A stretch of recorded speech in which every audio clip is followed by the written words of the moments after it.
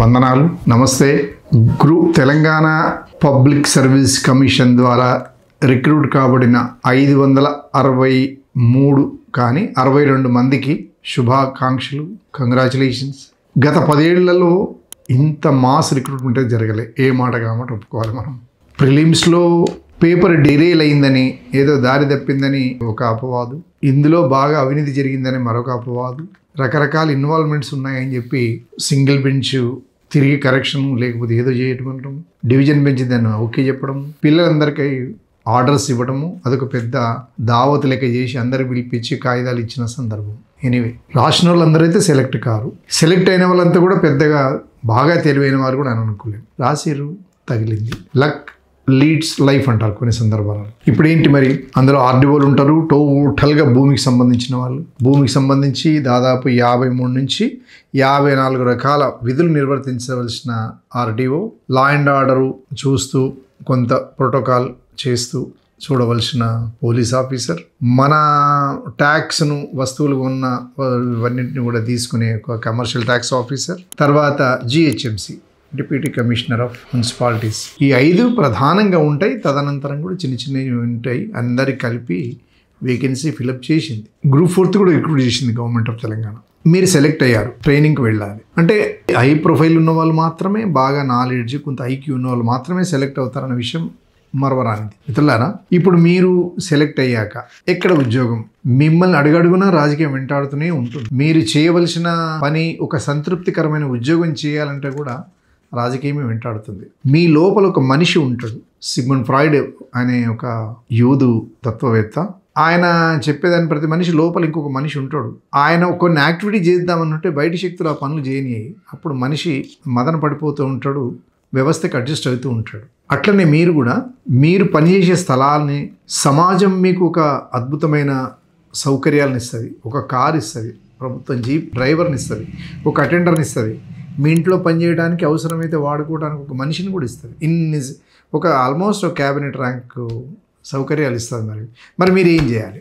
అంతే కదా. మీరు ఒక పని చేయాలనుకున్నప్పుడు టక్కన మంత్రి గారు వచ్చి ఆ పని చేయకుండా ఆపేయాలా? మంత్రి చెప్పేదానికి మీరు చేసేదానికి మధ్యన ఒక చట్టం ఉంటుంది, ఒక రాజ్యాంగం, లిఖిత రాజ్యాంగం ఉంటుంది. దాని ప్రకారం పనిచేయాలన్నా, ఆల్రెడీ ఫ్రేమ్డ్ రూల్స్ని కట్టుబడి పనిచేయాలన్నా, ఎక్కడ కూడా ఈ పని చేసే పద్ధతి, మీరు ఎక్కడ ఉద్యోగం చేయాలి? అందరికీ పోస్టింగ్, మంచి పోస్టింగ్ కావాలి. ఇప్పుడు ఆర్డర్ తీసుకుని తెల్లారి నుంచి పోస్టింగ్ బిగిన్ అవుతుంది. ఇక్కడ అందరు కూడా ముఖ్యమంత్రి బంధువులకు, ముఖ్యమంత్రి కులపోలకు మంచి పోస్టింగ్ వస్తుంది.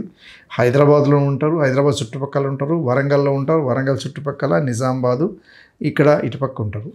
ఆయనతో పాటు మాజీ ముఖ్యమంత్రి మిత్రులు ఉంటారు, ఆ తర్వాత వేరే వాళ్ళు ఉంటారు. కొంతమంది జీవితకాలంలో వాళ్ళ సర్వీస్ బుక్లో రూరల్ ఏరియా అనేది ఉండదు. హైదరాబాద్ అన్ని ఫోకల్ పాయింట్లలో ఉంటారు. ఇక ఏ దిక్కు దివాణం లేని వాళ్ళందరిని తీసుకొని పోయి అక్కడ ఆదిలాబాద్ జైనత్లో, ఇటుపక్క జోగులాంబ దగ్గర, ఇటుపక్క జహీరాబాద్ సైడు, అటుపక్కనేమో దుమ్ముగూడెం సైడు అట్లా ఉంటారు. అలాంటిది కాకుండా ఎవరైతే నంబర్ 1 ర్యాంక్ వచ్చిందో వాళ్ళందరిని తీసుకొని పోయి ఆదిలాబాదు ఆదివాసీ ప్రాంతంలో, ఖమ్మం ఏజెన్సీ ఏరియాలో, లేకపోతే జహీరాబాద్, జోగులాంబ లాంటి ఒక అత్యంత వలస వెళ్ళే ప్రాంతంలో పనిచేయడానికి మీరు ముందుకు రావాలి. మీరు వాలంటీర్గా పోస్టింగ్ తీసుకొని పోగలిగితే అప్పుడు మీ నిజమైన మానవ విలువలు గౌరవించే వ్యక్తులు గౌరవిస్తారు. లేకపోతే కట్నం కోసమో, లేకపోతే స్టేజెస్ కోసమో, లేకపోతే దేనికోసమో ఉద్యోగం చేస్తున్నాను మాత్రం ఖచ్చితంగా సమాజం మిమ్మల్ని అట్లా చూస్తుంది.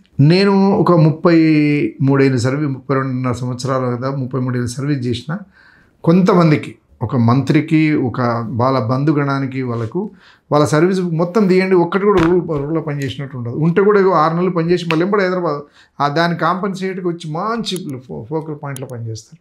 ఇంత డిస్టర్బెన్స్ ఉండదు వాళ్ళకు, ఎవరు ఇంటర్ఫియర్ కాదు. దాని వెనుక కులం ఉంటుంది, దాని వెనుక ప్రాంతం ఉంటుంది. ఈ దుర్మార్గపు కల్చర్ అనేది అది ఎన్నడు పోతుందో, దానికి ఎప్పుడు క్యాన్సర్ వచ్చిపోతుందో తెలియదు, కానీ అది మాత్రం ఉంది. కాబట్టి అంటే కొంచెం ప్రాక్టికల్గా చూస్తున్నాం.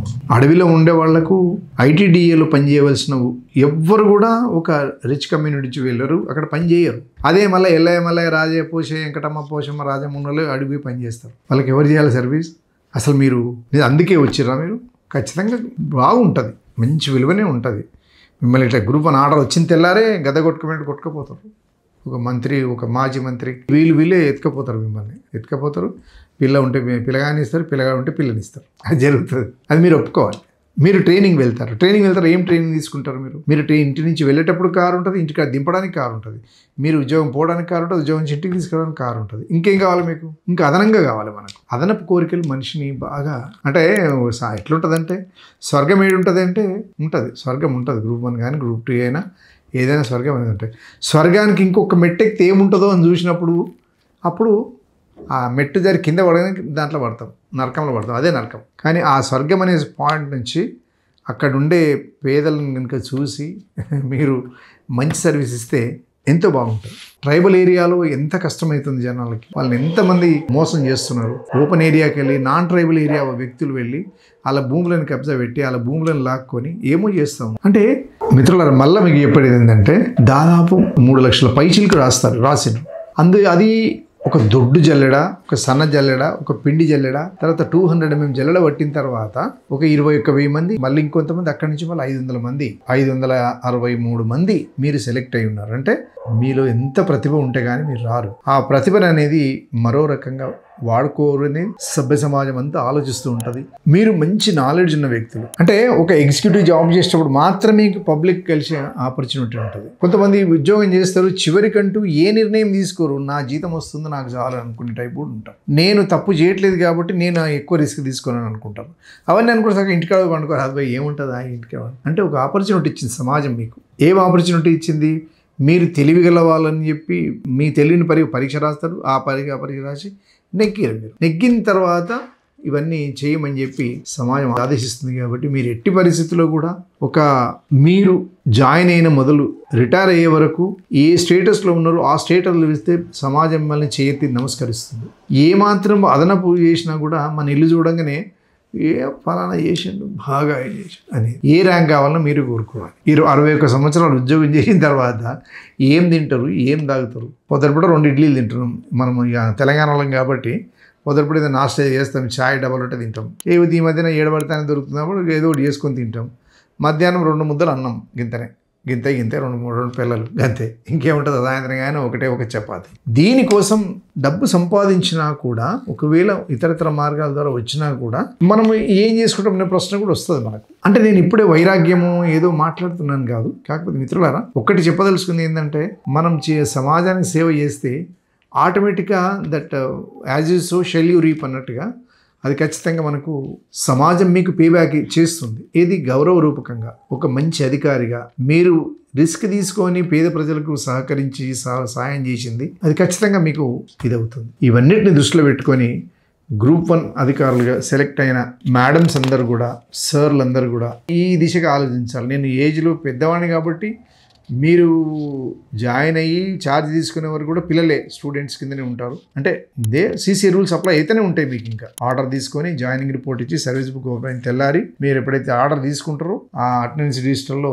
సంతకం ఎప్పుడు పెడతారో అప్పటి నుంచే మీ ఉద్యోగం స్టార్ట్ అవుతుంది. నేను ఇంకొకటి చెప్పదలుచుకుంది ఏంటంటే, మీరు ఏ వెంకటేశ్వర స్వామినో లేకపోతే మన తెలంగాణలో ఉన్న లక్ష్మీనరసింహ స్వామినో మొక్కితే మీకు బహుశా ఉద్యోగం వచ్చి ఉంటుంది. ఇప్పుడు మీకు దేవుడు ఎవరు తెలుసా? మీకు సమాజంలో ప్రపంచంలో ఎక్కడైనా కూడా ఒక డాక్టర్కి ఒక పేషెంట్ దేవుడు అవుతాడు, ఒక అడ్వకేట్కు తన క్లయింట్ దేవుడు అవుతాడు. సినిమా యాక్టర్లు అంటారు కదా, నా ప్రేక్షక దేవుళ్ళు నన్ను ఆదరించాలని మేము ప్రాధేయపడుతున్నాను దాడి పెట్టుకుంటాడు. అందరు చూస్తే ఆయన గుర్తు హీరో అవుతాడు, విలన్ అవుతాడు, క్యారెక్టర్ యాక్టర్ అవుతాడు, ఆ హీరోయిన్ అవుతుంది. ఆ తర్వాత ఆయన సినిమాలో పనిచేసిన ఆ ఊడ్చుడు పనిచేసే జాడు పనిచేసిన అమ్మాయి కూడా గౌరవం ఉంటుంది, విలువ ఉంటుంది. ఒక కస్టమరు వస్తే కస్టమరు అనేది ఎంత ఆప్యాయంగా రిసీవ్ చేసుకుంటే నెక్స్ట్ టైం వస్తాడు, లేకపోతే లాదుకొట్టి ఇంకో దగ్గర పోతాడు. క్షమించాలి అంటున్నా, అది వాస్తవం. అట్లనే ఒక ప్రభుత్వ ఉద్యోగి ఎవరైనా సరే ఆయనకు దేవుడు ఎవరు అని అంటే ఆ దరఖాస్తుదారుడు. ప్రతి అధికారికి కామన్ పీపుల్ నుంచి వచ్చే మ్యాన్ ఆ దరఖాస్తులో ఉన్న కంటెంట్, అతను ఏం అడిగాడు